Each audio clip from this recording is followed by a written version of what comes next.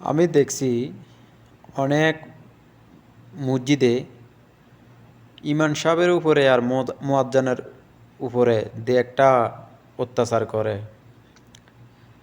যারা 5 ওয়াক্তের ভিতরে 1 ওয়াক্ত মসজিদে আইয়ে না, তারা মুয়াজ্জিনের দোষ খোঁজে।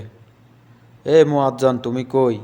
তুমি মসজিদে ঝাড়ু দিলে না, জানালাগুলো মুছলা না, তুমি অজুখানাটারে ধুইলে না, বাথরুমটা ধুইলে না, তুমি ফর্সাগুলারে ঠিক করলে না, পাকাগুলা মুছলা না।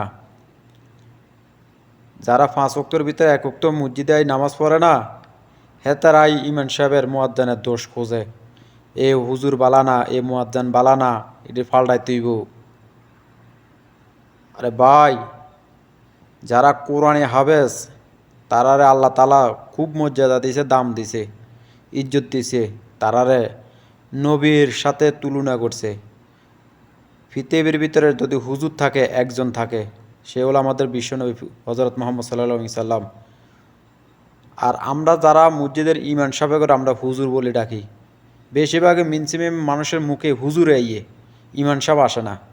তো নইলে বুঝে দেখেন আমাদের নবীর সাথে তারা, আমরা নবীকে যেভাবে আল্লাহ তালা দাম দিয়েছে, ইজ্জত দিছে, এভাবে যারা কোরআনে হাফেজ তারারও আল্লাহ তালা এভাবে দাম দিয়ে দিছে।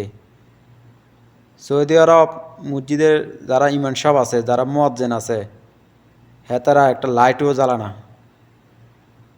তার জন্য আলাদা লোক রাখছে। ইমাম সাহেব মুয়াজ্জিন, তারা একটা লাইটও ধরে না, তার জন্য লোক আছে, এত সম্মান করে, এত ইজ্জত করে।